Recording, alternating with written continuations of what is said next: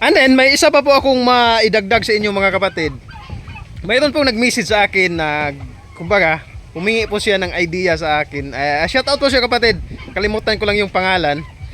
Sabi niya, nung dalawa o isa pa lang yung kanyang inahin, mas mabilis siyang nakapagparami.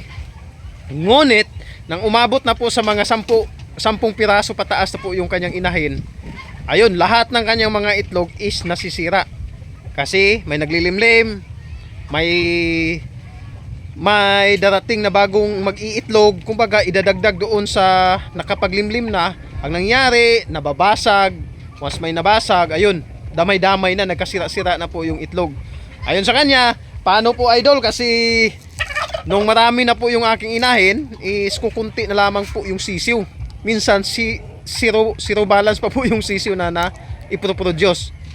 So, ayun, sinabi ko po sa kanya is reality na po talaga yan ng pabo. Kung saan po may naglilimlim na, yung iba, doon po sila mag-iitlog.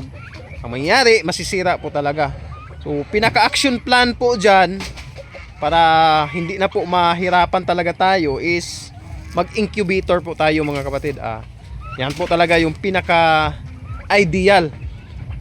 Kung makikita natin sa mga nagpapabo, nagmamanukan, ano pa ba? Yung pato, yung iba, hindi na po sila nag-incubator. Pero yung nagmamanok, tapos nagpapabo na maramihan na po yung kanilang pinoproduce is, ayun nga, gumagamit na po talaga ng incubator mga kapatid. Yung sa akin ngayon is incubator na po talaga yung paraan ko po sa pagpaparami ng pabo dahil, ayun nga, pag isa, dalawa yung inahay natin, maganda. Minsan, 100% yung napipisa. Ayun nga, pag dumarami na po mga kapatid, doon na po nagkakaproblema kasi magsama-sama sila sa isang pugad. 3, 5 inahin sa isang pugad. Ayun, nagkabasag-basag yung itlog. Once may mabasag, sira po. Damay-damay na po. Sobrang baho. So, ayun po.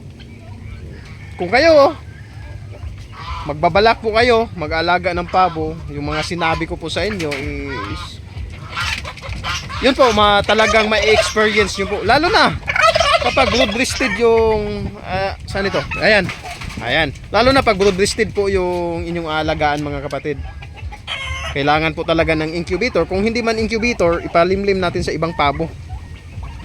Kasi malalaki po sila, mababasag rin yung itlog kung sila mismo yung maglilimlim. Hindi talaga may iwasan dahil sa sobrang bigat ng inahin. 10 kg, 9 kg, 11 kg, ganun sila kabigat.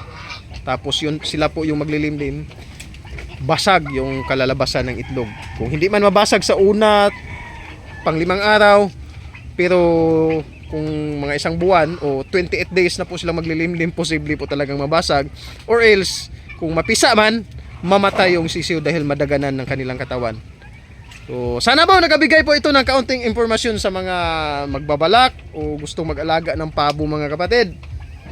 Hanggang dito na lamang po. Salamat po sa Diyos. Pag-ibig!